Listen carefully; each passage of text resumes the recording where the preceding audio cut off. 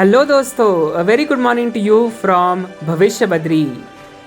आज हम हैं 9000 फीट के ऊपर और सामने हमें दिख रहे हैं mesmerising views of Nanda Devi mountain, हाथी पर्वत, माउंट त्रिशूल। और ये मेस्मराइजिंग व्यूज़ एंजॉय करते हुए हम निकले हैं अर्ली मॉर्निंग ट्रैक करने ये ग्रासलैंड एरिया के पास। ये देखिए देवदार के फल। और इस पर्टिकुलर व्यू पॉइंट को पहुंचने के बाद हमें चारों ओर ये बर्फीली चोटियाँ और बड़े बड़े मैसिव हिमालय के पहाड़ अभी दिखते हैं। जैसे सामने हाथी पर्वत हमें दिख रहा है। जैसे आपने पिछले ब्लॉग में देखा, हमने ये हाथी पर्वत को देखते हुए ही यहाँ का ट्रैक कंप्लीट किया है। सामने 9000 फीट में ट्री लाइन आपको दिख रही है, नंदा देवी के अस्टाउंडिंग व्यूज़। और ये पूरी घाटी को एंजॉय कर रहे हैं हम अर्ली मॉर्निंग 7 बजे। भविष्य बद्री का ये स्थान सही में एक पॉजिटिव वाइब्रेशन मन को देता है, प्रफुल्लित करता है और हम में एक नया जोश भरता है। यहाँ नेचर की सभी चीज़ों में कुछ ना कुछ अद्भुत ज़रूर है। नेचर से रूबरू होने के बाद मुझे खुद से भी रूबरू होना आया है। सामने आप देख पा रहे हैं वो माउंटेन है वासुकी नाग, जिसमें आप देख सकते हैं एक विष्णु जी का सुदर्शन चक्र है जो इस पहाड़ पे अंकित है। और ये देखिए 14 फन निकाले हुए वासुकी नाग के ये माउंटेन पीक्स हमें दिख रहे हैं।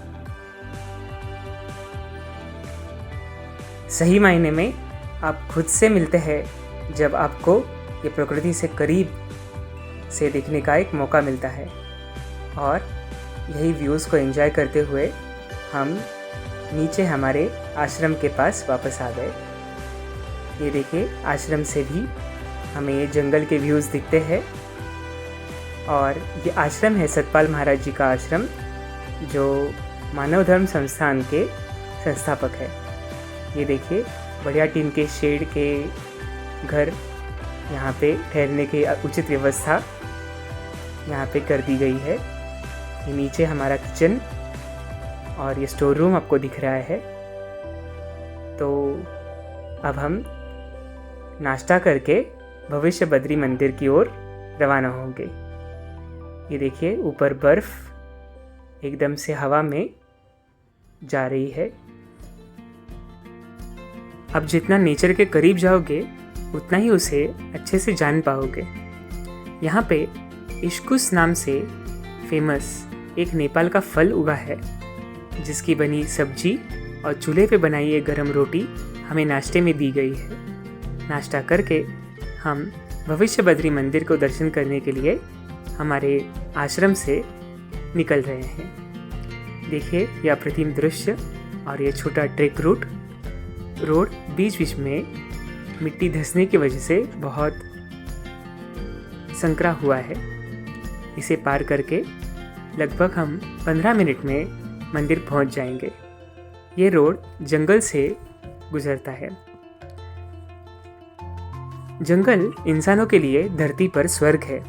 देवदार के ये बड़े बड़े पेड़ आपको दिख रहे हैं। ये कोनिकल शेप में लगभग 40 से 50 मीटर तक ऊंचे होते हैं।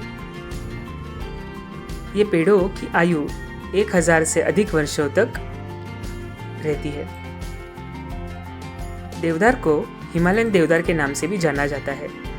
भारत में उगने वाला ये देवदार का प्रकार अपने आकार और सुंदरता के साथ साथ ये वुड की क्वालिटी के लिए भी बहुत फेमस है। देवदार नाम संस्कृत के देवदार नाम से लिया गया है, जिसका अर्थ होता है देवताओं का वृक्ष। हिंदू इस पेड़ को पवित्र मानते हैं। पितरों के पूजन के दौरान भगवान गणेश को यह पान चढ़ाया जाता है और ये पत्तों के साथ साथ मंत्रोच्चार किया जाता है, ओम सर्वेश्वर नमः देवदारू पितरम समर्पयामि।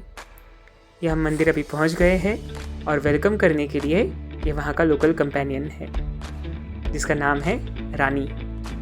ये पूरा क्षेत्र नंदा देवी बायोस्फीयर के अंदर आता है, जिसे यूनेस्को वर्ल्ड हेरिटेज साइट भी डिक्लेयर किया गया है। ये रिजर्व फॉरेस्ट को प्रोटेक्ट करना सही में हमारी जिम्मेदारी बनती है। रानी को बिस्किट खिला के वो बहुत खुश हो गई। आप देख पा रहे हैं मंदिर में भंडारा कक्ष, जहाँ पे भोजन प्रसाद की व्यवस्था हो जाती है। माना जाता है इस मंदिर का निर्माण आदि शंकराचार्य जी ने किया था। उनका उद्देश्य दूर दराज के हिस्सों में हिंदू धर्म का प्रचार करना था। ये मंदिर के पास एक शिला है। इस शिला को ध्यान से देखने पर भगवान की आदि आकृति नजर आती है। यहाँ भगवान बद्री विशाल शालिग्राम मूर्ति के रूप में विराजमान है।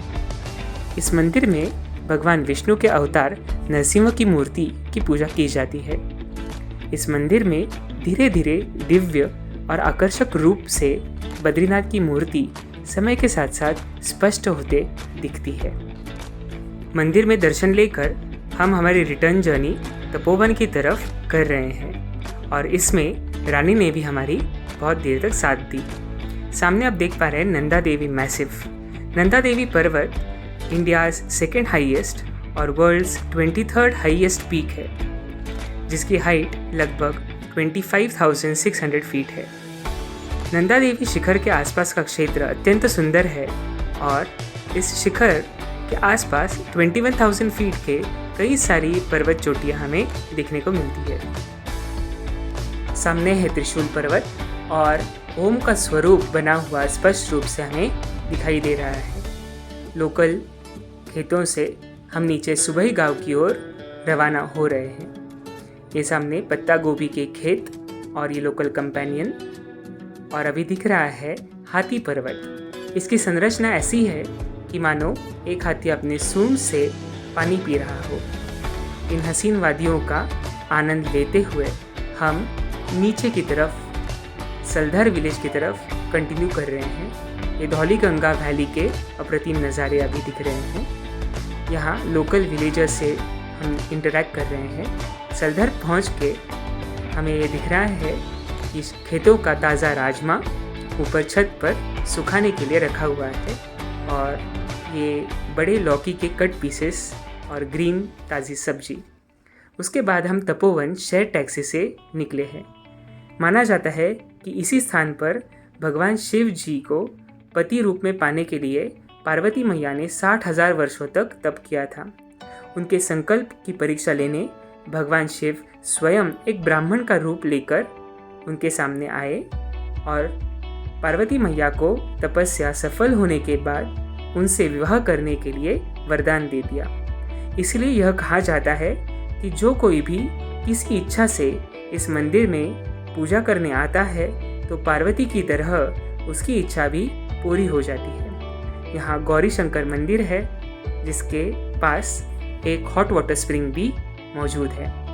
इसके बाद हम जोशीमठ, जो लगभग 11 किलोमीटर है, वहाँ शाम के लिए हमारी जर्नी कंटिन्यू कर रहे हैं। जोशीमठ गंधमादन पर्वत के प्रवेश द्वार पर स्थित एक पावन स्थली है, जहाँ भक्त प्रहलाद की प्रार्थना से भगवान श्री नरसिंह देव जी ने उग्र रूप को त्याग कर सौम्य रूप का दर्शन दिया। इसी स्थान पर जगत गुरु श्री शंकराचार्य जी ने भगवान नरसिंह जी की प्राण प्रतिष्ठा की और उपासना की। पौराणिक परंपरा से भगवान श्री बद्रीनाथ जी की शीतकालीन षटमासिक नर पूजा इसी स्थान पर होती है। यह है श्री भविष्य केदारनाथ मंदिर और अंदर से शिवलिंग के दर्शन। शंकराचार्य जी की तपस्थली अमर कल्प वृक्ष। यहाँ आदि गुरु शंकराचार्य जी ने 5 वर्ष व्यतीत किए थे और इसे ज्योतिर्मठ नाम दिया था, जो आगे कालानुरूप जोशीमठ हो गया है। श्री भगवान नरसिंह दर्शन के पश्चात ही बद्रीनाथ यात्रा सफल मानी गई है।